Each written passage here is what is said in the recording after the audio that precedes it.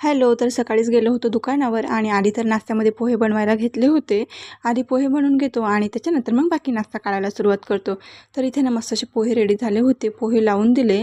बाकी नाश्ता काढून घरी वगैरे आलो तर दुपारच्या टायमिंगला इथे आम्ही दोघींनी ना पोहे गाळायला घेतले होते.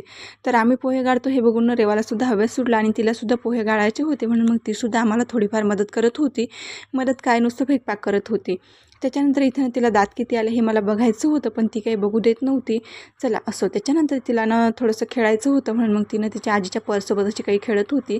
कारण तिला ना पर्स खूप जास्त आवडते, म्हणून मग पर्समधलं सामान काढणं ठेवणं असं खेळायचं चालू होतं आणि बसायला सोफा कवर घेते ती.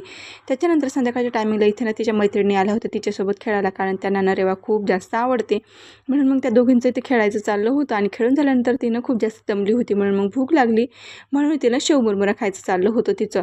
तर तेच मग थोडंफार असं थोडं खाते, 1-2 घास तिच्या हाताने खाते ती. त्याच्यानंतर संध्याकाळच्या टायमिंगला ह्यांना उपवास होता, म्हणून मग त्यांच्यासाठी इथे ना साबुदाणा वडे तळायला घेतले होते मी.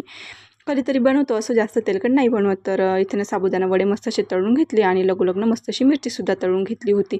वड्यासोबत तर मिरची तर लागतेच, म्हणून मग मिरचीसुद्धा तळून घेतली आणि रेवाच्या पायावर इथे ना मेहंदी काढली होती, म्हणून मग तेच ती मला इथे दाखवत होती. चला भेटू पुढच्या ब्लॉगमध्ये, तोपर्यंत बाय.